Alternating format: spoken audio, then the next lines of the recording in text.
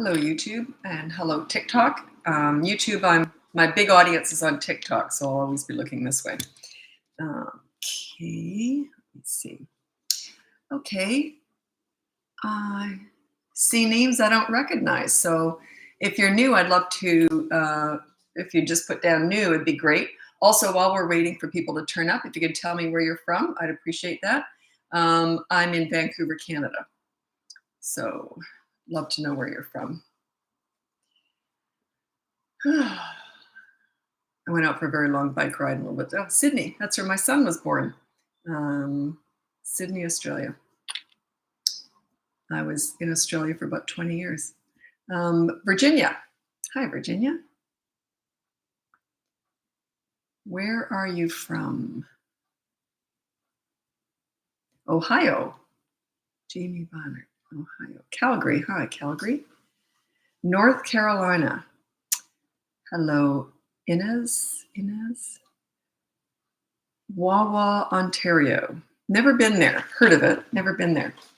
Winnipeg. My mom came from Winnipeg, and she hated it because she was born in 1922, and they had no heat. They just had a little tiny little, like, I don't know what it was called, like one of those big cast iron stove kind of things. But yeah, they were freezing. She hated Winnipeg just because they were poor. They had no heat. So you can just imagine Winnipeg with no heat. South Carolina, London, Ontario. Saudi Arabia, welcome. You've been here before, haven't you? I don't know your language, but that looks familiar to me. New Jersey. I'm not being presumptuous. I actually paid attention to that actual, like, what I mean is it's not just the fact that it's that language, it's that particular lettering. I think I recognize. You've been here before? Windsor, Ontario. New Jersey. New Jersey. Beautiful, quiet town, best place ever. Wawa. I think that'd be a fun place to live, just so you can say where you're from. Where are you from? Wawa. One of my favorite places to say was Malulaba in Australia. We used to drive through there when we were going on holidays, because that's in Queensland, Australia. My kids were born and raised in Australia. Windsor, Ontario. Okay, yes, I am. Yeah, okay. Miami. Okay, let's get going. My name's Lisa. I'm a parenting coach. If you go in the link above, you'll see everything I've got to offer, my coaching, my courses, and my free behavior board. You're on that behavior board too. That's what makes it work, because I'm all about leadership. And with leadership, you've got to give respect to get it. You don't just demand it, you command it. So it's mutual. Miami. A hat are your pronouns. Am I missing something? I don't understand that. Oh, what are your pronouns? I'm not into that. You can call me, hey, you. Doesn't matter to me. Okay.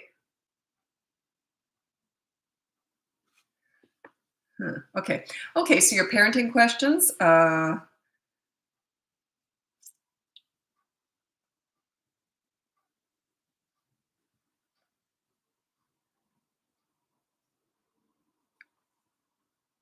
I don't know why there's usually a lag when I ask for questions. And I've got about 100 people here. Yeah, I've got 100 people exactly right now.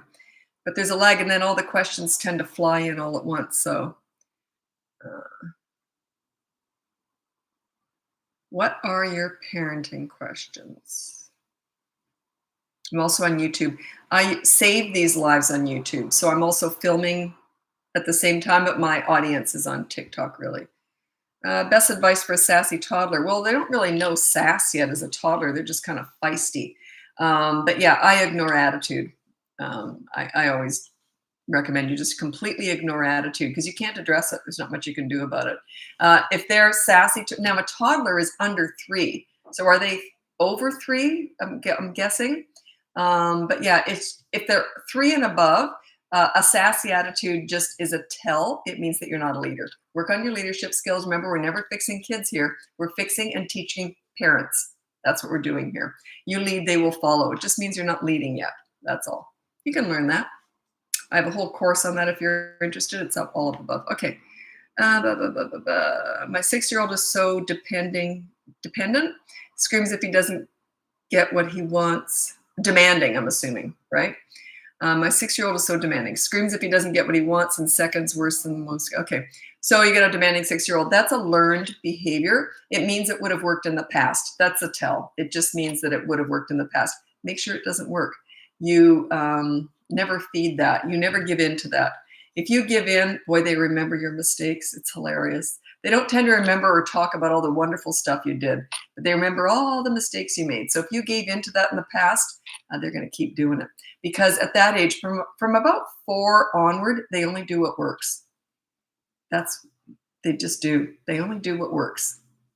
If it's worked it might not have worked for a while, but it would have worked in the past. So they're going to remember that. Anyway, I have a course on how to get respect if you're interested. It's up above. Okay. My 11-year-old stole money from me. Yeah, I hear about this all the time. He already apologized and I took it away and no cell phone.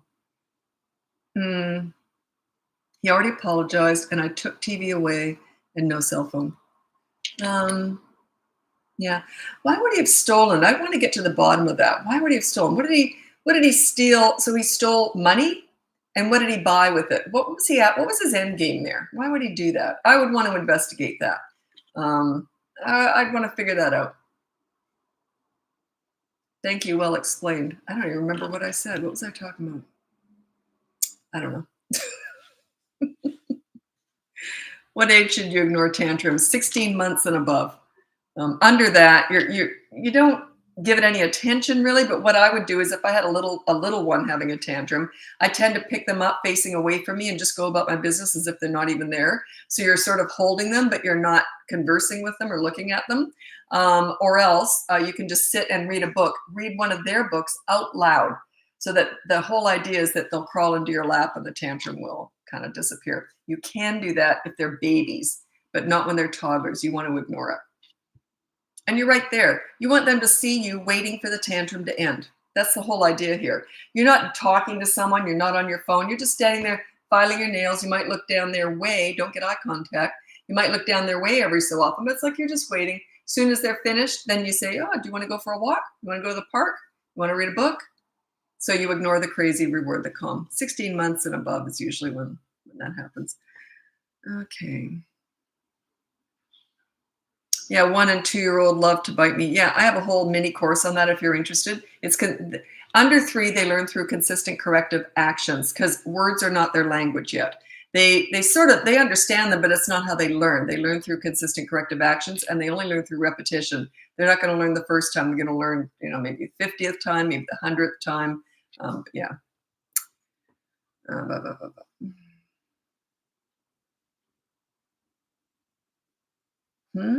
My 2 and 6-month-old. Okay, 2.5. Smart. How to develop our improv him. Okay, so it's your English is your second language. I'm going to try and figure out what you mean. 2.5-year-old is smart. How to develop our. Yeah. You want to accelerate his learning? I don't recommend that. I got a whole theory on that. I don't think you want to hear it though, do you? Is that what you're after? You want to improve his learning, and he's 2.5. I don't promote accelerated learning.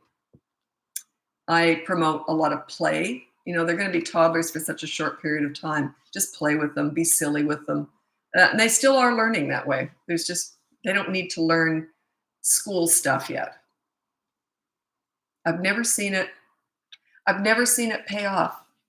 I've had a lot of clients who are into accelerated learning, and I've never seen it pay off.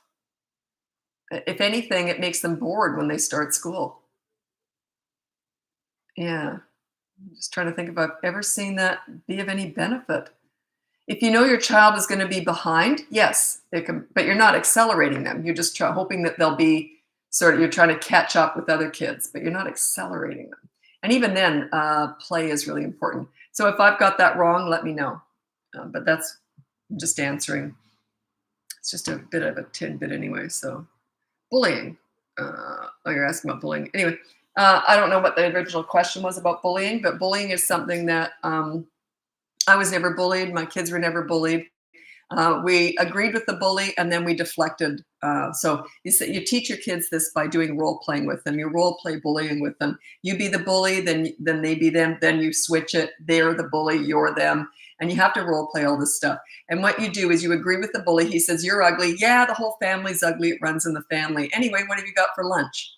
You see, you agree with the bully, and then you deflect. You change the subject. Otherwise, he's going to keep coming at you, because you've got to deflect. You've got to give him an out. You've got to give him some pride and dignity to get out of it. Yeah, not that bullies have dignity, but you know what I'm saying? They tend to get stuck in that loop if you don't give them an out. So you role play that, though. I'll tell you the story of the only time I was even, well, I wasn't even bullied. Bullied is when it's repetitive. But it was in grade 2, and I had to go to the bathroom in the middle of class, and I'd never done that before. I was in the hallway all by myself. Like it's really neat for grade 2, oh my God, I got the whole hallway to myself. But I didn't. The grade 5 school bully was coming down the opposite way. He'd just come out of the principal's office, of course. So anyway, he's walking towards me. He was licking his chops. I was all alone. I just felt very vulnerable. I had to pass him. And my maiden name at the time my last name was Hanky. He came right up in my face and he said, "Hanky Panky." And I said to him, and I'm grade 2, and I said to him, "I prefer Snot Rag and Boogie Bundle." "Oh, well, got to get back to class." He never came near me again. I didn't show fear, or maybe I did, but I don't know. I don't know why it worked. He never came near me again. I was never bullied. Yeah, I had a mouth on me. I was pretty quick. I was raised with a lot of humor in our family, so we used to laugh at our name all the time. So I was already kind of armed with those, Snot Rag and Boogie Bundle. Anyway, but yeah, bullying is something that you role play with your kids. Now, you can tell kids till you're blue in the face what to do with bullies, but if they haven't acted it out, it's very hard for them to just do it when they're faced with a bully. But if you've already acted it out at home and you've done all that role playing, then it's much easier for them. It just kind of comes out naturally. Tell you kind of a funny story. I used to do I always forget what it's called, where I was the mediary. I know that's wrong. I know it's wrong. I always forget. I've got like this mental block about this. But I used to go to school. I used to do some in-person stuff, like with coaching. I don't do that anymore, but I used to back in the day, about 17 years ago. Anyway, so I used to go into schools and be the mediator. Is that what it's called? Mediator? Anyway, so there would be the school, the other parents of the bully, and then the parents of the victim of the bully. And I said to those parents, I only did this a few times, and you'll know why in a second. I always said, never say the word bully. Never. It's an accelerator. It'll get the other parents defensive, and it's kind of a mean thing to say about their kid. So never say bullying, bully, nothing. No, nothing. Sure enough, every single time they said, "Your kid's bullying mine." It's like because they never had access to those parents before. So all of a sudden, they got angry. Anyway, it was just so funny. I stopped doing that. I've learned where to put my energy, and doing that is not the place to do it. Okay.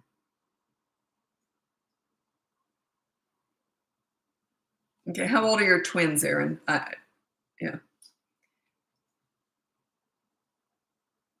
It's interesting with twins, triplets. I've worked with maybe, I think, 2 sets of triplets, but I've worked with many, many twins. Do you know why they develop such different personalities? They often do. It's rare that twins are exactly alike. It's quite rare. They usually are quite polar opposite, because when one takes over one personality trait, the other one sort of gives up on it and develops their own. It's the way that they differentiate between that's why they form so differently. It gives them their own unique personalities. So yeah, I don't know what's going on there. If you want to hire me, I could probably figure it out and maybe give you some tips. Not sure about that one, because I don't know what's going on there. Should I get in therapy? I don't know. 10. Oh, okay, 10. You'd have to find your own.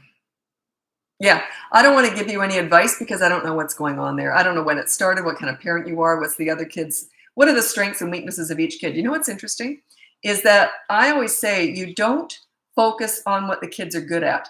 You focus what makes them feel good about themselves. They're not often the same.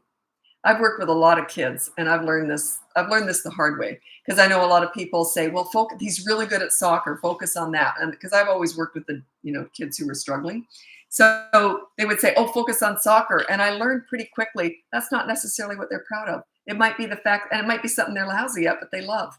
So I would say, "What do you like doing?" "Oh, I really like doing Lego." And then I'd focus on that. It was whatever brought out the best in them. So potentially you've got to change your focus with the kid who's struggling.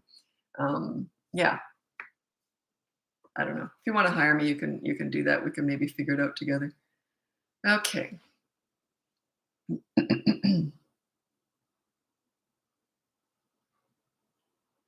How to overcome first time parent anxiety. I don't know if I can help you with that. Um, yeah, the more you educate yourself with parenting tool. I always say you fill up your parenting tool belt. The more information you have about parenting, the better. Now, here's the trap: is a lot of parents, new parents especially, tend to look at a whole bunch of different parenting experts. I guess I'm in that cat. I hate that word, but you know what I'm saying. People that they look to for parenting advice. Just stick with one. Now, the reason I'm saying that is because a lot of us have different styles. Like if you were to use timeout with my method, I teach leadership and respect, and I think timeout's horrible. I think it's mean. It's humiliating. Imagine if you made a mistake at work and your boss said, "Go sit in the corner." The kids feel exactly the same way you would. It's humiliating. So if you were to throw timeout within my method, what I'm getting at with this is someone who uses timeout. It may work in their whole genre, what they teach, their whole methodology, but it wouldn't work with mine. You can't pick and choose what you like from different experts. You have to pick a path and say, "You know what, I'm just going to go with this one."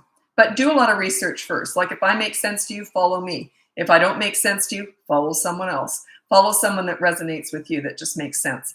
Also, make sure if you're going to take parenting advice and fill up your parenting tool belt, make sure that that person that you're listening to has these two qualifications. Otherwise, I wouldn't give them the time of day. Number one, they have to have finished the job with their own kids. If you haven't lived with teenagers and raised them into adulthood, you can't teach parenting, as far as I'm concerned anyway. It's a whole other genre, because if you don't know where you're headed, how do you know where to go? You know what I'm saying? How do you know what to do today if you don't even know where you're headed? You haven't been there yet. So anyway, they have to have finished the job with their own kids. Plus, the second thing, that you have to have tons of experience with hundreds of other kids. I didn't learn a lot with my own kids. I got respect when they were tiny and kind of sailed right through the teen years. I learned with all the hundreds of other kids I worked with. They taught, because those were all the challenges, that they were the ones who really taught me, probably more than my own kids did, to be honest. So yeah, those two things I would look out for. It's heavily experience based. So they have to finish the job with their own kids, and they have to have experience with hundreds of other kids. Otherwise, it would be like taking financial advice from someone with $10 in the bank. Doesn't make any sense. Anyway, so look around, shop around, and then decide who you're going to follow, because we might contradict each other, and that's okay. Do I think my way's the only way? No. It's all I know. I've got 51 years of experience working with kids. It's all I know. They taught me all this. I've never looked at anyone else. I don't know what other people are teaching. I have no idea. I'm very careful about that too. Because if I'm criticizing a method, I don't know who's teaching it. I'm not criticizing anybody, because that would be kind of trashy. Like I just couldn't do that. So that's why I'm very la la la, don't tell me.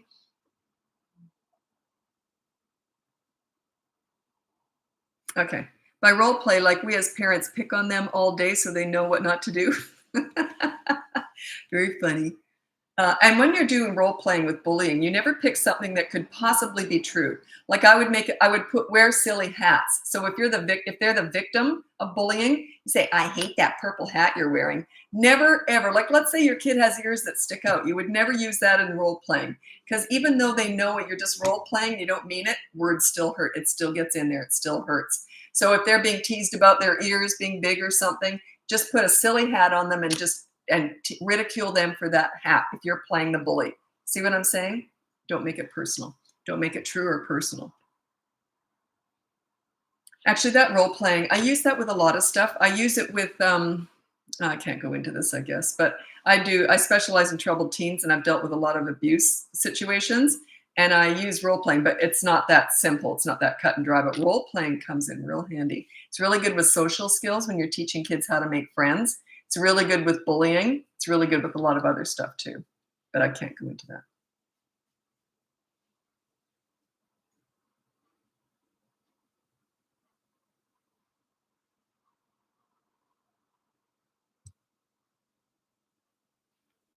Someone gave child timeout. They said, "Mom, sit with me." I said, "Sit with them and get out of timeout." Yeah, um, I don't know what to tell you there. Well, I hate timeout, but I don't quite know what went on there. And plus, that's probably more of a not that big a deal there. Timeout, I hate it. But if you're just sitting with them, I don't quite know what's going on. Yeah, I don't know. Can you give examples of consequences at different ages? If not, timeout. Okay. Um, I have it all mentioned in my free behavior board up above. It mentions that. If you want the full course, that's that 5 weeks to get respect. So I've got a lot of information out there, free or paid. And so it gives you a whole bunch of examples of what consequences are. I don't know why. I always stumble when people ask me what are good consequences because I've got millions of them. Like it's hard for me to go, oh, I don't know why. My brain just goes, I got too many of them. Okay, so let's say they don't do their chores because you have a chore chart, you're all organized with that, and you say, okay, well, you didn't do your chores, so you didn't make your bed this morning, so you're going to be tomorrow morning, you're going to be making my bed and your bed. If they won't do that, then you resort to the negative deprivation. You always start with a positive action as a consequence. If they won't do that, then you say, fine, then 24-hour media blackout. That was your choice. I'll make your bed now. Too late. 24-hour media blackout started 10 seconds ago. So once you've said it, you got to do it. But anyway, yeah, they learn. Things usually get worse before they get better. If the kids have been the leader and you haven't been the leader, things are almost always going to get worse before they get better. That makes perfect sense to me. A lot of parents struggle with that. And I say, when they hire me and their kids are totally in charge and they might be older, 7, 8, 9, 10, I say, you want the rainbow? I know that. But are you ready for the storm? Buckle up because it's going to get ugly. And it does. But it's worth it. Because they remember when they were walking all over you. And they're going to fight to get that back. They're going to fight to maintain that. So yeah, but that's why we pick just one rule per week. 5-year-old doesn't give people space, often gets in your face making noises. I would just put down, don't get in my face. Don't get in people's faces. I would put that down. I don't know exactly what you mean. Like they're looking, I'd say, don't get in people's faces. And then show exactly what you mean. And then there's a consequence if they do. Yeah, that's what I would do. 2-year-old constantly have trouble sharing. Yeah, you can't expect a 2-year-old to know how to share. I would keep their toys separate and they each have certain things, but that is complicated. I don't know what your home is like. I don't know how you would set up systems. I'm all about systems with stuff like that. So if a 3-year-old really doesn't want to share anything and they're older kind of toys, say, if you don't want to share that, you can go in your room and play with that on your own. Otherwise, it's a free-for-all. Now, I don't like playrooms. That's where a lot of fights happen because parents aren't usually in there with the kids, or they're only in there for a certain amount of time. I don't like playrooms. I wanted my kids around me. I wanted my kids playing around. I wanted to be around them all the time. I don't like playrooms. If you want me to go on about that, I will, but otherwise, I just don't like them. 2-year-old biting. I have a whole little mini course on that if you're interested. I just went into that a few minutes ago. A play corner. Yeah. I didn't have anything like that. They brought out toys. They were in the kitchen with me or in the family room with my kids. I always wanted them around me. Yeah. I did a toy rotation system too. So there were never hardly any toys available to them. And that's why they were never bored because I rotated everything. Oh, please explain why no playrooms. Well, there's a couple of reasons. And I know this isn't unpopular. It's more of a preference for me. It's not so much don't have a playroom. It's a preference. For one thing, it's overwhelming. There's usually too much stuff in there. I don't like that. I think there should be like very few toys out at any given time and you rotate them. It keeps them more, it's almost overstimulating and they can't concentrate. Also, they're usually away from you when they're in a playroom. I don't like that. I wanted my kids around me all the time. So yeah, it's not a huge thing. And I've never told a client to not have a playroom, but if they it's not one of those things I say, get rid of it. It's not that big a deal, but I just don't like them. I never did. I wanted my kids with me all the time. Want them around me. Yeah, I did answer the 5-year-old in your face. I would put on the behavior board, don't get in people's faces. And I would explain exactly what you mean by that and have a consequence. The behavior board is completely free. It's up in the link above. If you want my personal help, you have to hire me for coaching. And I do have a full course on how to get respect in 5 weeks. You want to set yourself up as a leader. Leadership, everyone asks me about bad behavior. They always want to address that. But that's not what I'm all about. Like when I was working with kids, I've worked with hundreds of kids. I had no leverage, nothing I could take away. I was just volunteering with kids in schools and hospitals and daycare centers and wherever. I was working with kids. I was always around them. But I had no leverage. My leverage was I was fun Lisa. And if they acted out, I took that away. I was just instantly, I got real quiet real fast. Otherwise, I was crazy. I was the babysitter who never watched TV. I was always playing with the kids. So, but that gave me my power. That gave me my leverage. I always said my weapon of choice with kids was I was fun and funny. I was fun with little ones, and with teenagers, I was funny. So that was my leverage. And I wasn't so funny if they were rude. So it just was very quick, though. You don't take it away from long, and you never show you're angry. Never look like you're angry, ever. You look like you're a little bit disappointed. That's as far as I would go with a troubled teen. I wouldn't even say it, though. Got to be careful. A leader, to me, makes kids feel good about themselves. It's not about you, it's about them. So if they feel good about themselves when they're with you, they want to please you. And when they're teenagers, they just don't want to disappoint you. That's your power with this. That's a leader to me, is someone that they look up to and they want to please or just not disappoint. So that's powerful. It's really powerful. And once you get that, you got to watch it. That's a big responsibility, especially when you're dealing with delinquent, troubled teens. Because once you get that power over them, like they really care what you think, boy, oh boy, you got a lot of power. You got to watch that. Yeah, it's dangerous. Like if you were to say, I'm just so disappointed in you, who knows what they do to themselves that night? You know what I mean? Like there's a lot of responsibility in working with troubled teens. They're my favorite age, teenagers. Okay.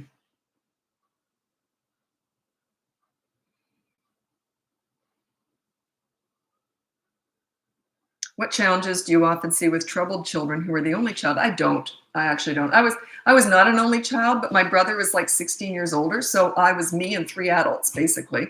So, but yeah, I have not actually seen any more challenges with only children than I have with kids who came from eight kid family. Or actually, I've seen potential, unless there's good systems in place with large families. Potentially, I see more problems with bigger families because the kids get less time.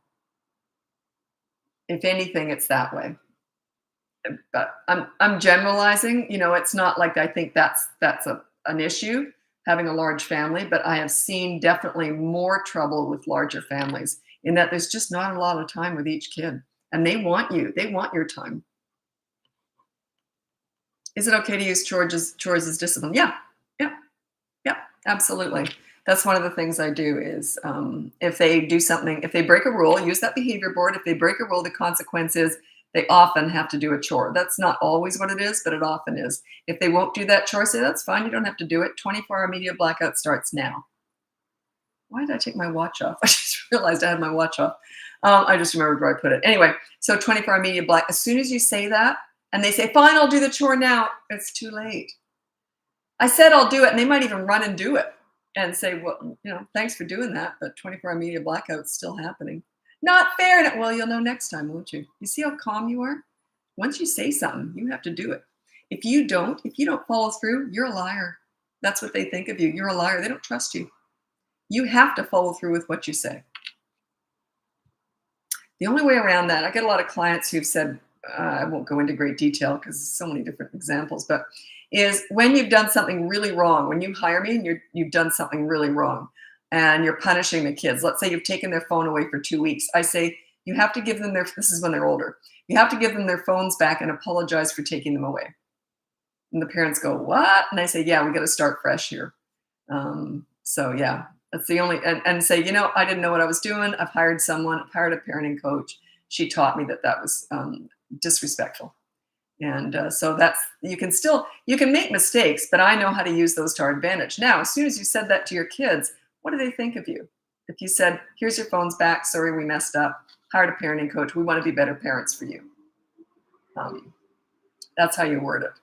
And what do you think those kids think of you? They usually go like this, huh? It shakes them up a little bit. They see things are changing. Also, you just showed you respect them. Yeah, it's good stuff.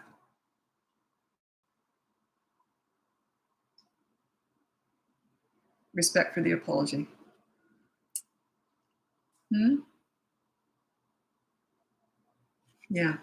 Um, I don't go into a lot of teenage stuff because a lot of what we do with teenagers is it's so unique to teenagers that I don't want parents thinking they can do that with a 5-year-old.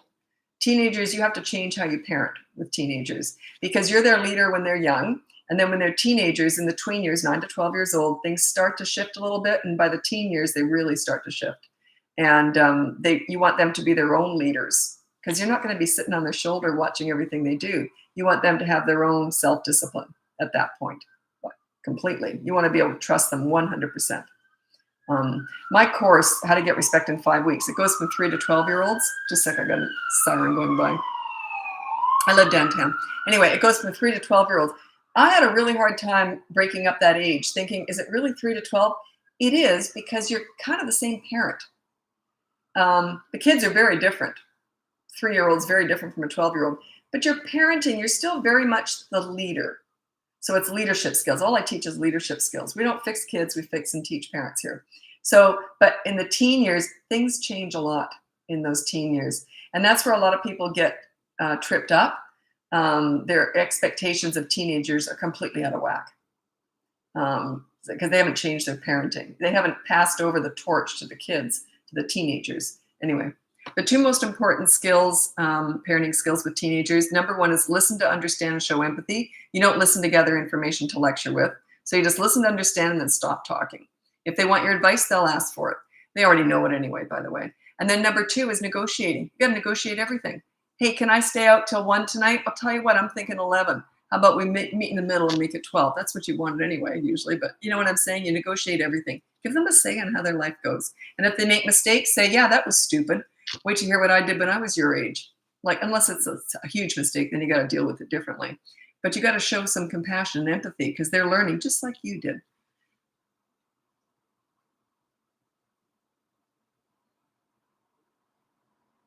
Oh, respecting. Yeah, it's leadership. It's all about giving respect to get it because you don't demand respect. That's the old-fashioned authority style parenting is demanding it. That was better than what's happening now, by the way. Now is the pleaser parent style.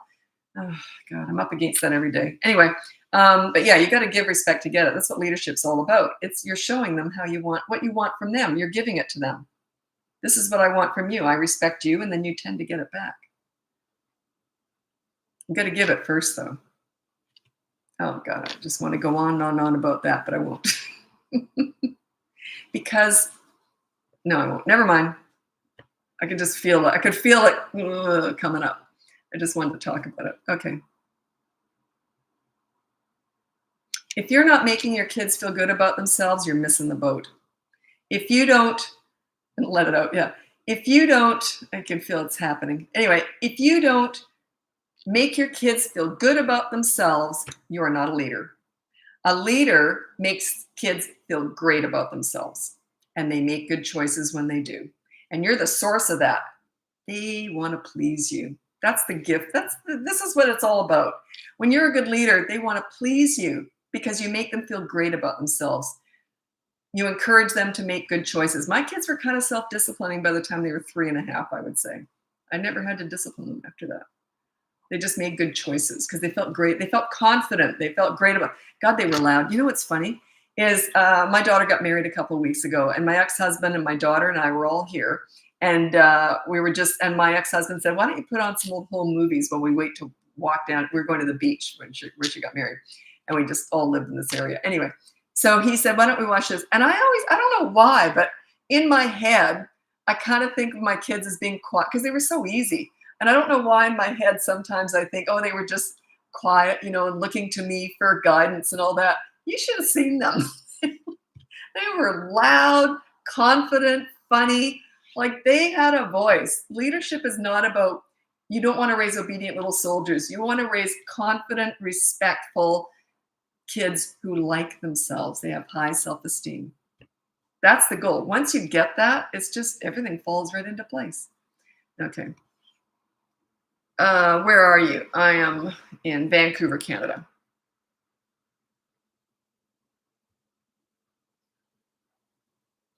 Sorry, the questions were flipping, and I get dizzy if I try and scroll backwards. So if I miss a question, it's just because it's already scrolled, and I get dizzy if I go back. I'm old. That happens.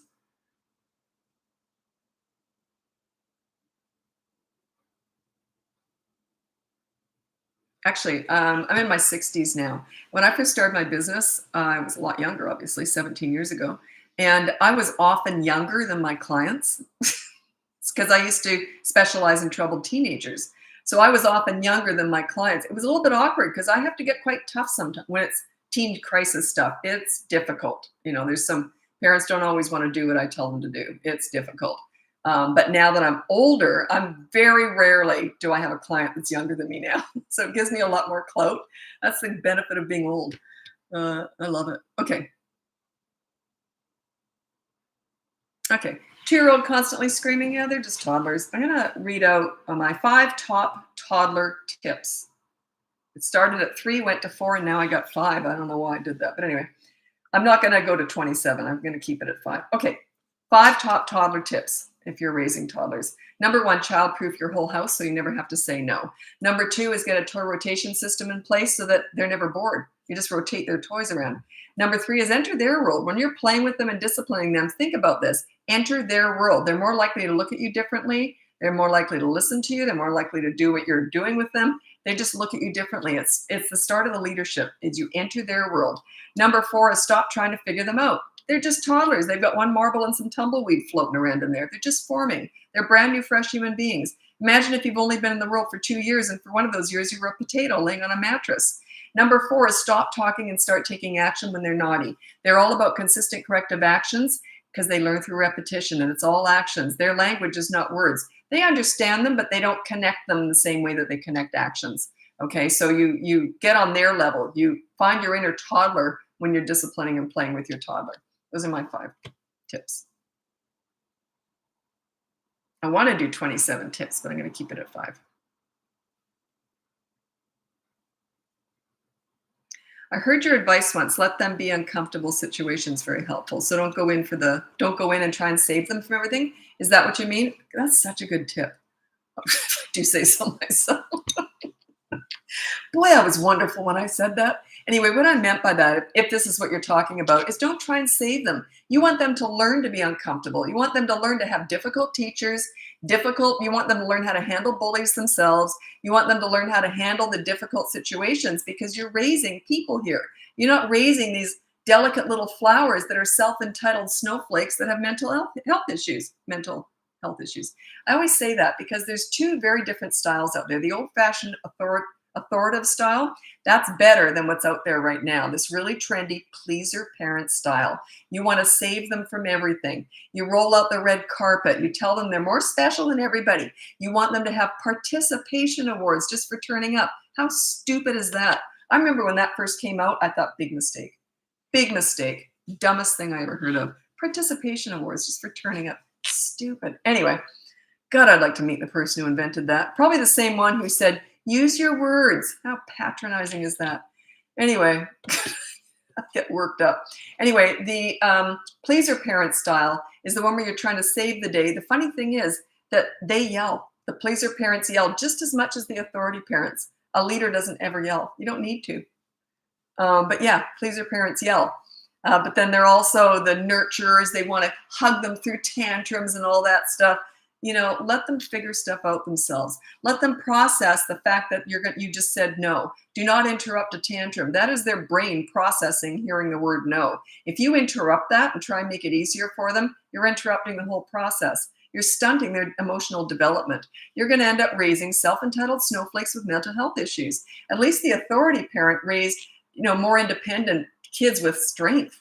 Whereas these delicate little rose petals that are being raised now, come on, you're not doing them any favor. That's the pleaser parent style. I know it's trendy. It's what I'm up against in my business every single day. It's frustrating for me because it's so trendy. You know why? Because it was invented to feed the mom guilt. It was invented for the mom. It has nothing to do with the kids. It's just feeding the mom. It's all it is. It drives me nuts. Not that I'm opinionated. Okay. Like my mom, She was ahead of her time in a lot of ways. She was very wise. And if I went to her with a problem, I can remember I was tiny, like 3 years old, probably. Mommy, something happened. She goes, what should I do? This was my mom. Well, you're a smart girl. You can figure it out. I don't know. And then we'd talk about it. And I always thought I was coming up with all my own solutions. She raised a problem solver. She raised a confident problem solver. Yeah, she never told me what to do. Never gave me the answer. And I did that with my kids. Mom, what should I do? I don't know. Let's figure it out. What do you think you should do? Yeah, that's a good idea. What I might have done is this. I don't know. I don't know which is right. What do you think? So we talked everything through. They felt like they had a voice. What's your best discipline approach? The behavior board explains it all. You're on that behavior board. That's my best discipline approach. You be accountable if you want them to be accountable. Any advice for parents who have kids starting pre-K in a week? Yeah, I don't have a lot of advice. Just do the dump and run, though. Like it's just going to be a transition. You can't avoid the transition stuff. It's like, how do I prepare my toddler for a newborn coming into the house? Are you kidding me? How could you possibly prepare a toddler for that? It's like, how do you prepare kids for school? You can't. You just do the dump and run, though. Like when you drop them off, and the last thing you say to them is when you're going to be back. Okay, I'll see you later, and then take off. I remember when I dropped my kids off for the first time, I did that. I was real tough, like, yeah, okay, we'll see you later, bye. And they were, all shaky, but I did it fast before they got the tears going, right? And then I went in my car and cried. I didn't let them see me upset, though. A behavior board works 8 and 9 years old, absolutely. It starts at the age of 3 and it goes up to adulthood. A lot of my clients have taken it to work, and they call it an accountability chart, and they use it with their employees. And it would be something like this. The rule is you can't be late. If you're under 10 minutes late, or you're 10 and under, you have to turn up with a flat of donuts. If you're over 10 minutes late, you have to turn up with donuts and something else too, whatever. But it's sort of done with humor, but it gets the point across. So, and then the boss is on there too. And I always say, when you're on that behavior board, make sure you mess up first, because you're the leader. You're showing everyone how it's done. So the boss needs to be the first one to turn up with donuts. So anyway, it's just making it fun, but it's an accountability chart. It works with adults too. A lot of my clients use it in their marriage. I won't go into detail, but some of them are really creative with it. It's quite funny. Can you elaborate on what you mean when you step into their world? Okay, if I used to look, oh God, I've done so much stuff with toddlers. I'm going to show you something embarrassing, but I have no dignity on here because I'm here to teach you. I'm here to teach you, not to look good. If I need to get a toddler's attention, let's say their parents drop them off with me. This is a good example of how you get their attention. They are having a fit because their parents drop them off. I would not talk to them probably, because you don't look at them. That just feeds it more. But I probably would do some, oh God, how embarrassing do I want to be? Anyway, I would probably end up with these in my ears or something like this, and just talking like an idiot. But I wouldn't be looking at them. It's entering their world. Be silly. It's all about being silly. Or I might walk backwards, or I might do a magic trick, like da da da da. Ooh, what's this? Da da da da da da da da. But you don't get eye contact. You're never trying to console them if they're upset. But you're entering their world. You're showing them that, hey, I'm fun. And they're just enamored by that. I could tell you story after story. Parents will say, he's going to cry the whole time we're gone. I'm like, yeah, just get out of here. They'll be just fine. So enter their world. Just watch them. You learn from watching them. What do they like? I did a lot of magic tricks. I did a lot of stuff stuck in my nostrils and my ears. Did a lot of arm farts. Just silly stuff. They love that stuff. Walked around like a duck quacking. I have no dignity. If you want to get on a toddler's side, you can't have any dignity. None. If you're embarrassed by what you're doing, you're getting it right. And they will watch you. They just will. What else did I used to do? Hold on. I can't even think. I did so much silly stuff. Does that make sense, though? Find your inner silly.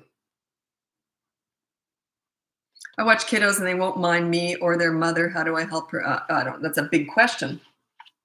Yeah, and I only teach parents. I don't teach daycare people or anything. They're very different, because about 40% of my clients are teachers, principals, school social workers, school counselors, child psychologists, because I couldn't do what they do, by the way. They're very different. Parenting is like nothing else. It's personal. They are an extension of you, and it is personal. It's very, very different. So yeah, that's why I don't teach. I couldn't be a daycare person. I couldn't be a child psychologist, but I know how to teach parenting. I get it. I just get parent. I get the relationship, parent-child relationship. Um, because whenever I worked with kids, I mothered them. I'm very maternal, so I'm very nurturing with kids, so I mothered them. That's why when I worked with so many hundreds of kids, it still relates because I was a mentor. I went in just to support teachers, or I wasn't teaching them or daycaring them. I was in there to get close to them, to bond with them. So that's where I learned all this stuff. I'm a teacher. I feel that. Yeah. By the way, one of the main reasons that so many of my clients have child development degrees is because they're learners. It's not that they're struggling any more than other people, but they are learners. They will seek help, and they love learning. So that's a big part of it. It's not that teachers are struggling more than other parents. It's just they want to learn. So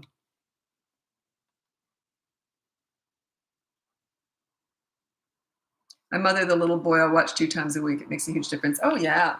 Yeah, and I don't put up with any crap either. Like, I do not put up with any crap, and kids learn that really quickly. Because if you're fun, they want the fun, Lisa. So they know the way to get that is to be respectful. They learn that like so quick. Adults struggle with this stuff, like learning this. Like kids don't.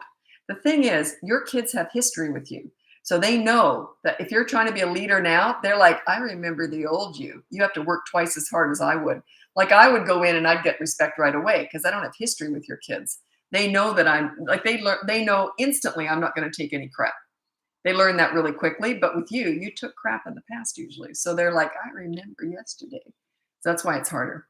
Do you publish parenting book? No, I don't have one right now. Maybe one day. I don't know. I got a lot on my plate right now. Got a lot on my plate. All I do right now is if you look at my link above there, I have a course on 3 to 12-year-olds, how to get respect, give respect to get it in 5 weeks. Do not rush that. Make it 5 weeks, or you can do it 6 or 7 weeks, but do not rush that. Everyone wants week 4. You can't go to week 4 until you've done 1, 2, 3. Anyway, I got that course. I've got mini toddler courses because that course starts at 3 years old, and then coaching, one-on-one coaching. That's all I've got to offer right now. And then I do these lives. These are all free. And TikTok doesn't pay me. TikTok is all my free stuff. I'm also on Instagram. I think I'm just about to hit 30,000 on Instagram. I've been on there for I think 6 or 8 months now. But yeah, Instagram is. I was never on there before. I don't know. I don't understand it. I really don't. I don't understand Instagram. I never know what I'm doing half the time. I don't understand TikTok either. Okay. By the way, and I've never read a book on parenting or kids or anything either, so don't ask my advice on that. I'm kid taught. I learned everything I know. Kids have taught me this, one-on-one kids. So I've never ever looked up parenting. I thought I was going to be a child psychologist like 40 years ago. And I took a prerequisite course to become a child psychologist. Anyway, I turned up. They couldn't get rid of me fast enough. They kicked me out. They gave me my money back. You know why? I asked too many questions. And you know why? My questions were good. I didn't agree with anything they were teaching. And all the other students started asking me questions because I had so much experience with kids. And what they were saying was garbage. It was absolute crap. It was very much a hierarchy, kind of outsmarting kids, which I think is patronizing and ridiculous. I'm sure they don't teach that anymore. This was 40 plus years ago. Anyway, so yeah, they couldn't get rid of me fast enough. Thank God I never did that. I could never have gone under that umbrella. It was so patronizing. Anyway, step kids, that's coaching. One-on-one coaching. If you want my help with that, that's coaching. I can't give you general advice on that at all. How do you feel about ultimatums? Threats? The behavior board just has a rule and a consequence. Sort of an ultimatum, but not really. If you don't do this, this will happen. Yeah, but if it's written down on the board, like I never used a behavior board. That's just a teaching tool. It teaches you how to have a rule and a consequence. It's like, I know how to word this. Is a parking ticket? No. Is a speeding ticket an ultimatum or just a consequence of speeding? Like if a cop just came up to you, if you speed, you're going to get a ticket. Like that would be an ultimatum, but you just already know that if you speed, you see the difference? An ultimatum and just a consequence. An ultimatum, I think, has to be said. Anyway, doesn't make any sense. In my head, that made a lot of sense, but I don't think it came out right.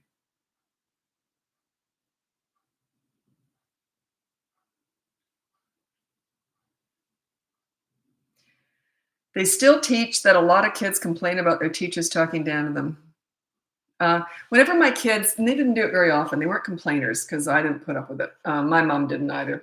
Um, if they complained about a teacher, I'd say, well, it's good practice for when you get bosses down the road. You're going to get some difficult bosses too. So I never really listened to complaining. My son had a problem. I think he was grade 8 or 9. And I always said, if you got a problem at school, do you want me to go into school and take care of it? No, never mind. I didn't want mom coming in. But anyway, he was in grade 8 or 9, and a teacher was mismarking his test because he was in an accelerated learning program, and which I fought. I don't like accelerated learning, but I kept him out of that for until he hit high school. Then they had to segregate him. Anyway, one of the teachers had a son that was also in that same program, and my son was beating him. And so she marked him down, and my son caught her cheating. Like, she marked him down. So I said to him, I said, do you want me to go in and deal with it? And he says, yeah, can you? He'd never wanted me to go in before, but he knew that if he talked to her about it, she would have just been really difficult. She saw me coming. You've never seen anyone so scared in your life. When she saw, because they all knew me there. I used to work with the other teens there. So she saw me coming. She was shaking in her boots because she knew what she'd done. She cheated, marking my kid down.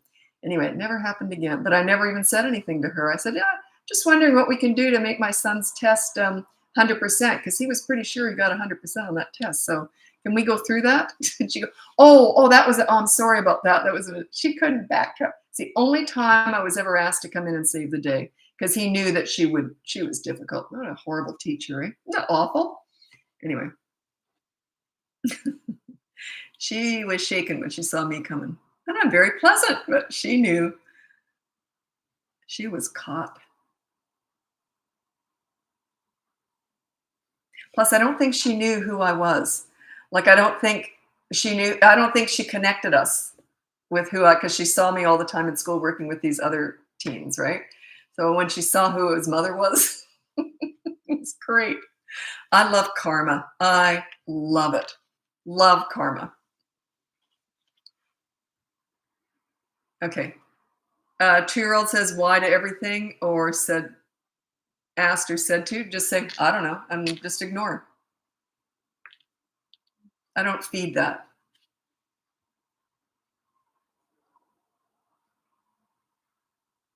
Ignoring is really powerful. Silence is golden. It's really hard for some people to do, but silence is golden. Once you've said, I won't be discussing it anymore, there's nothing wrong with going silent.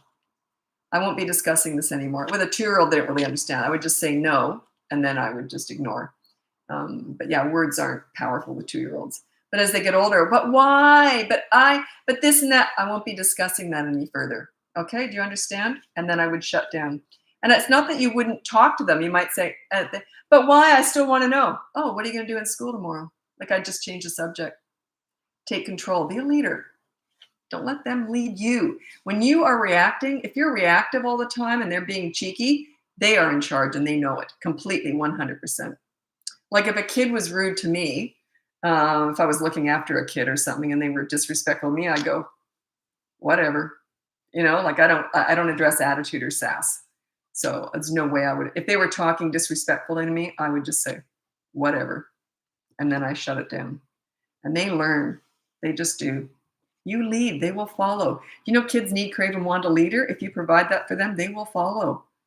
Children need, crave, and want leadership. If you're not a leader for your own children, you want to be the leader. You don't want their peers, the bullies, the drug dealer on the corner, the internet, the Kardashians. They're going to go searching for it elsewhere if you're not the leader. Right through the teen years. They're not going to ask you for everything when they're teens, but if they come up against something difficult, they're going to come to you when they're teenagers. You want to be that leader for them.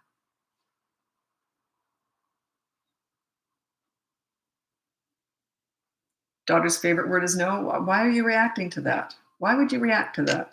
You're giving her power. If her favorite word is no, that says to me that she's in charge, not you. She knows it. Rarely did my kids never did, but I was babysitting, even if a kid said no to me, they hardly ever said it twice. Because they learn really quickly that I just go, whatever, and then I ignore them. And then I talk about anything that other than that. But they get a little bit of a cold shoulder because they just learn. They learn. But then when they're nice and polite, then I'm like, oh, you want to do that? Like you switch it like that. So you're ignoring the crazy or the rude, not always ignoring the rude, but attitude I do. And then you reward the calm or the nice or the polite. 8-year-old son always says things aren't fair when it comes to my 4-year-old daughter. Well, you got to assess that. Is he right? He may be right. I don't know. So oftentimes parents say stuff like that to me, and I say, well, let's assess it. Give me an exact example, and I'll say, your kid's right. You were being unreasonable. But he's so cheeky. I said, yeah, he is to get attention. That's, blah, blah, blah. So, you want to assess that. If you want my help, you can hire me with that. Okay. 4-year-old is very hard kid. Oh, you're not going to like my answer. He screams and cries over everything, says he's going to hit me, etc. We're not fixing kids. We're fixing parents here. Okay? Your parenting is what you need to work on. We're not fixing kids. His behavior is a direct result of your parenting, which is the best news you can hear because you can only change yourself anyway. You lead, they will follow. But that's just a tell. It says that you got to work on your parenting here. Okay? So if you want my help, I've got stuff up above and the links up above. But yeah, it's not about them. I've worked with hundreds of kids. I've never not been able to get respect, right through to troubled teenagers, delinquent teenagers. Why is that? Is it the kid? Do you think their parents would say they're easy? No, it's the leadership. You lead, they will follow. You lead, they will respect you. It's all I teach here. All I teach is leadership skills. And the whole focus of it is to make them feel good about themselves. When they feel good about themselves and you're the source of that, they bend over backwards to please you. They just do when they're little. When they're teenagers, they don't want to disappoint you. That's what you're aiming for. You don't want teenagers to try and please you all the time, but you do with little kids, for sure. Do you have a doctorate in parenting? What do you mean by that? Talk about leadership parenting.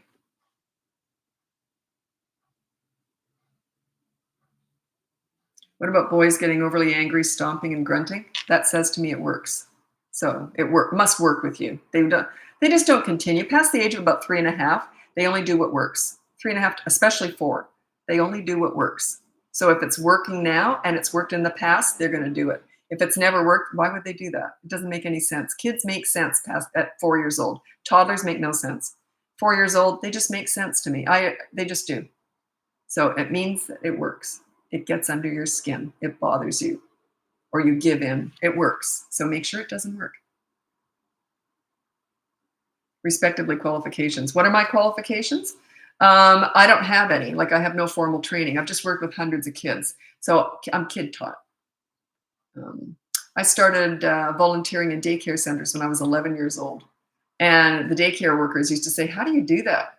Like, you're fun, but they listened to you. They were respectful. And I didn't know how to explain that, but I know now. I think I was just kind of born to do this. And then when I was mentoring troubled teens, they said, you got to teach this. So they told me to do this because they said, no one's ever talked to us like you have. I made them feel good about themselves. And then they were good, right? Oh, don't worry about that. The stuff that's come at me on here, I went on TikTok about 1.5 years ago, and I'm different, right? People attacked me big time, especially the pleaser parent. They came after me big time. My competitors, which I don't believe in. I think there's enough of us out there. I don't look at anyone. Like I never look at them. People have told me all this stuff. Anyway, every time, and I blew up overnight. That's why they came after me. And I got threats and everything. Like it was big time. I was a big threat. And I thought, oh, I'm onto something here. They have no idea what they did for me. And every time they do a video about how awful I was and how stupid and idiotic I was and how damaging and abusive I was, I get like 30,000 new followers in a day. And I thought, oh, thanks for that. They didn't figure that out, what they were doing for me. It was wonderful. And the only reason I'm talking about it now is they don't do that anymore. I think they realized what they were doing. They built up they built up my following just by talking about me. It was great. My daughter and I were cracking up. Every time I get, like one day, I think I got 50 or 60,000 new followers, and some big competitor out there who has a huge following had done a duet video with my video and then cutting me down. Well, I got like 50,000 new viewers out of that, new followers. Anyway, so yeah. I think that parenting is something that you've got to do what feels right to you. If what I'm saying doesn't resonate with you, don't even bother following me. Like, what I mean is, it's never going to resonate with you, and that's okay. It's okay. You don't have to agree with me. If someone else makes more sense, then follow them. But what I do recommend you do is, if you're struggling with your kids right now, you pick a path and you follow it for 3 weeks minimum, because you got to give it 3 weeks, and do not mix up different parenting methods. The reason is, it's like dieting.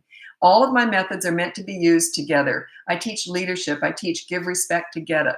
Okay, if you were to throw time out into my method, it would tank. Then you go, let Lisa doesn't know what she's doing, because you're using other methods mixed with mine. You can't pick and choose what you like. It's like a diet. You don't go to different diet centers and pick and choose what you like. You got to follow one path.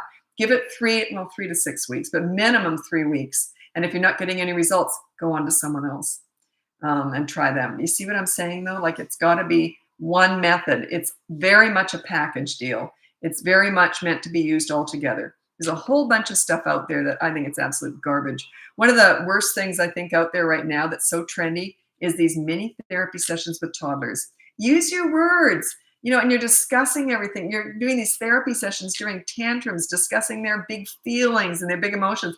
That all happens organically.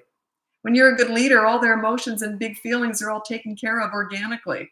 You don't need the therapy sessions. They're really trendy. They were invented for the mom. They feed the mom's needs, not the children. It's all about the mom. I've been watching this for 30 years. When it first came out, I thought, this is the stupidest thing I ever heard of. And it took off because it's feeding the mom. Yeah. Anyway, that's what I'm up against. It's frustrating, because I have to erase all that damage that's been done. So.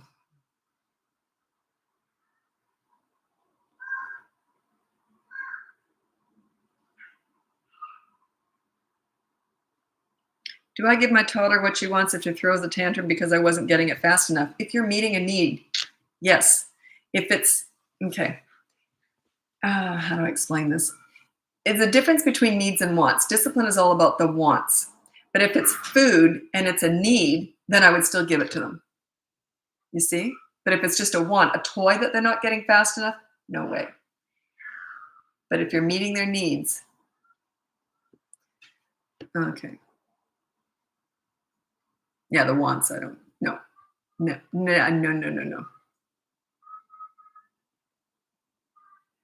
I have a 2-year-old and don't want to do timeouts when that time comes. Can you talk about timeouts? No, I just say I hate them. I can't stand them.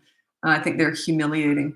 They're the same feeling as if you made a mistake at work and your boss said to go sit in a corner and face the wall. It's the exact same feeling for children. It's humiliating, demoralizing, mean, nasty. I hate timeout.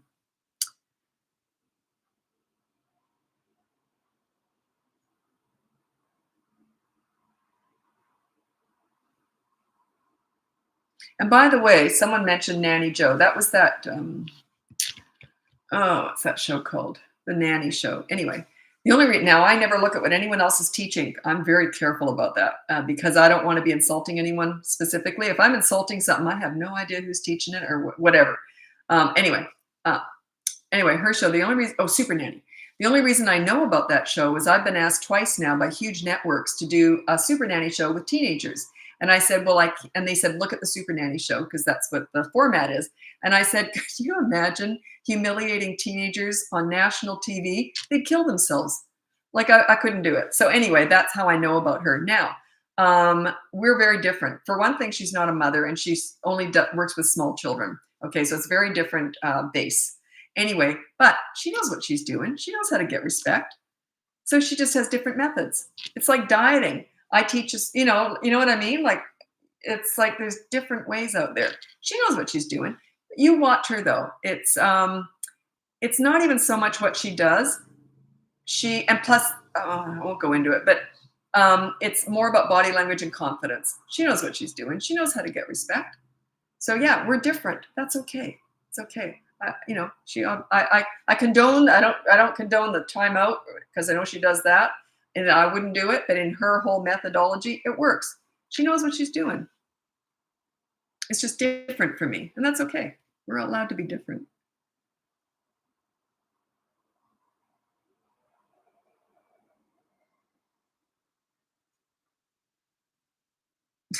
Remember, I saw an episode with her. I haven't watched a lot of them, but you could see I was watching her. I wasn't watching the parents or the kids. I was watching her face. This is what I was looking for. Like I just thought, how on earth does she do that? Like I couldn't do it. I could not go into a home and not intervene at every single second and say, stop it.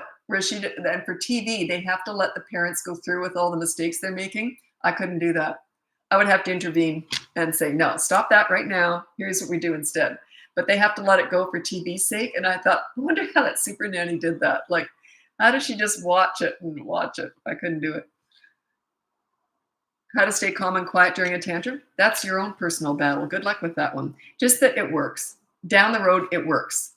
For now, it's going to be hell. Once you get good at that, like I love it when kids when I was looking after other people's kids and they decide to throw a fit with me, I'm like, bring it on. It's my opportunity to exercise my leadership. So if they don't have a tantrum, my leadership's kind of here. But if they have a tantrum, my leadership goes up like that. I get respect really fast. So because I know how to deal with bad behavior. And that's my opportunity. Behind every storm is a rainbow, right? So every scene is an opportunity for them to learn something. It's a lesson for them. Behind every scene is a lesson if you do it right. So yeah, just think, well, I know it's difficult, but it's worth it.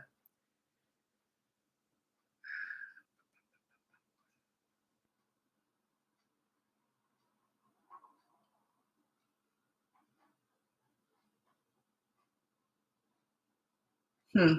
Hmm. When my toddler isn't listening and I don't feel I have the leverage to take away, that's a very broad. I don't know how to answer that. It could go in too many different directions, so I don't know. It's too many different answers.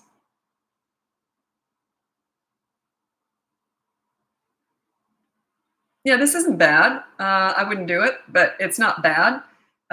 Tina says, I've never seen Tina spelled that way. I'm assuming it's pronounced Tina. I just look at my son at the beginning of his tantrums and say, when you're done, we will talk. Well, I don't discuss tantrums for one thing, but if it's working, do it. It's not bad. But yeah, I don't discuss tantrums before, during, or after. Okay. The pool story. Caitlin asked, can you tell your swimming pool story for everyone new? It's great. Okay. The pool story is my favorite story. I have a whole bunch of them, but this is the best one to explain how I see leadership, how it works. Anyway, true story. My son was 8 years old. It was his birthday party. We had a pool in the backyard. So there was me. I was there alone with these 8-year-old boys. So I said, by the way, Whaley is this giant blow-up toy. And I said, Whaley cannot go in the pool. I didn't want to let the air out because we didn't have a foot pump. We just had to use our mouths to blow it up. So I just put him off to the side. These are 8-year-old boys. And, I thought they can learn. Anyway, so I put it off to the side. I said, Whaley cannot go in the pool. And I explained why. Because I can't see behind him. And 3 kids could die behind Whaley. All I'm doing the whole time they're there is I'm counting heads. 1, 2, 3, 4, 5, 6. Fair enough, fine. Sure enough, one of the kids brought Whaley into the pool. And I said, Whaley, out of the pool now. And he said, no. And my son went like this. Because he knows mom knows how to take care of business. He was looking forward to the show. Fully clothed, I'm in the pool, dragged that kid out, sat him down beside me, said, you're going to sit there for 10 minutes. For those 10 minutes, all I talked about, I was counting 5 heads now, and I was talking to him about soccer, how he did on a test. I used to work with him at school. How he did on a test, what PlayStation games he's like. 10 minutes is up. I said, okay, you can go back in the pool now. Couldn't get rid of him.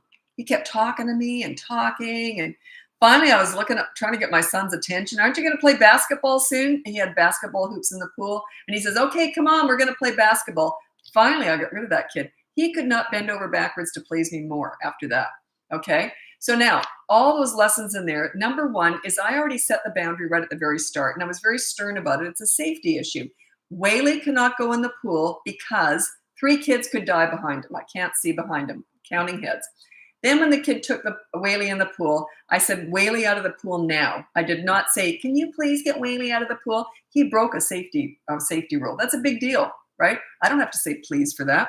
Then when he said no to me, I took action like that. This is safety we're talking about here. I was in the pool, had him out beside me, and I said to him, exactly 10 minutes, you're going to sit beside me. I was very clear. Then I instantly transformed into his best friend. Why would I do that? Why would I not discuss what he did wrong? Because he already knows. Why would I rub salt in his wound? I didn't want to embarrass him too in front of his friends. So we're talking about everything he did wrong. Then when I said, okay, 10 minutes is up and go back in the pool, I would not say to him, don't get Whaley in the pool again. Because that, again, like, because you're normally rotten. I don't remind him of doing something rotten. Why would I do that? I think that's mean. So I tell him on a good note, go and have fun in the pool. Couldn't get rid of this kid.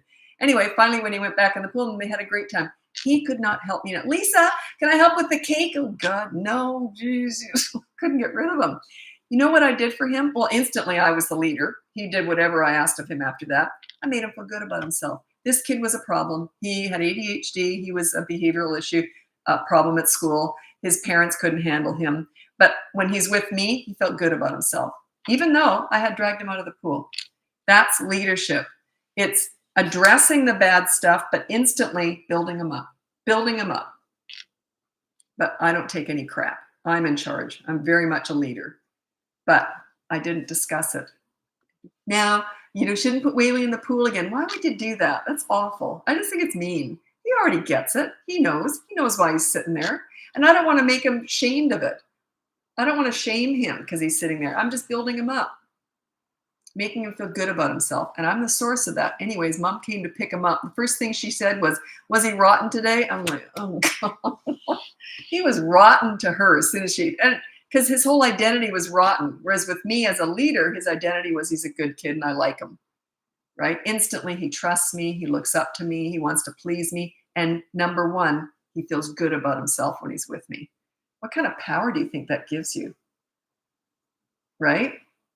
He felt good about himself. That was the number one. That's what leadership's all about to me, is you want them to feel good about themselves.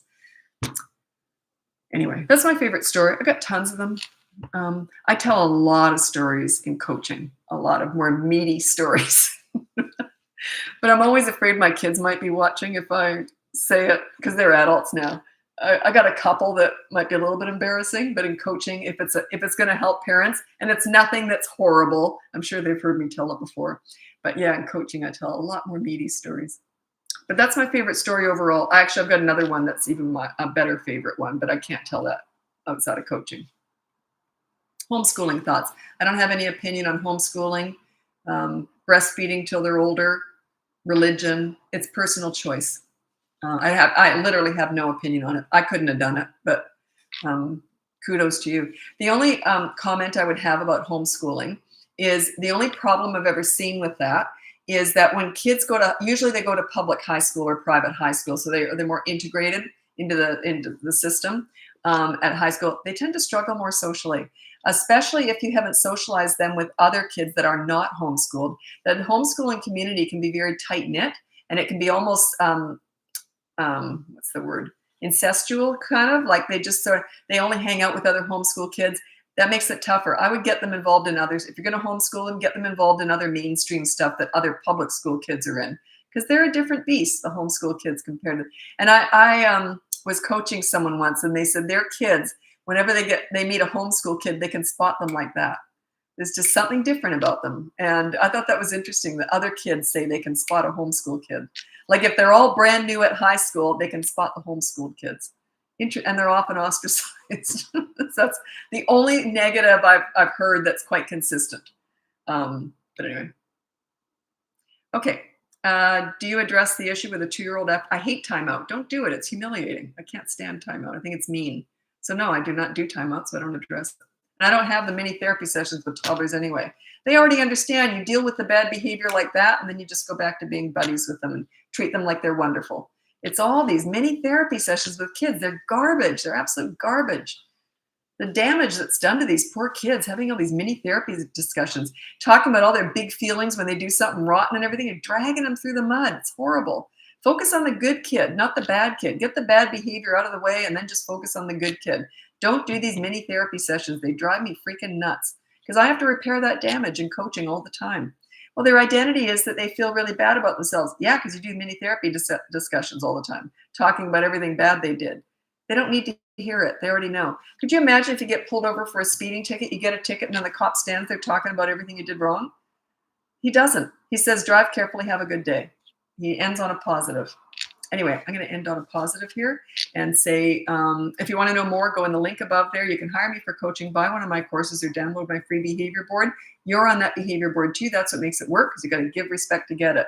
You lead, they will follow. It's a natural instinct for kids to follow a leader. If you're not a leader, they're going to take charge. They don't want to do that. Their self-esteem's in the toilet. If they're being rude to you, their self-esteem's in the toilet, guaranteed. I've never once ever seen a kid treating their parents like craps who has high self-esteem. Not once, not ever. Their self-esteem is in the toilet if you allow them to treat you like crap and walk all over you.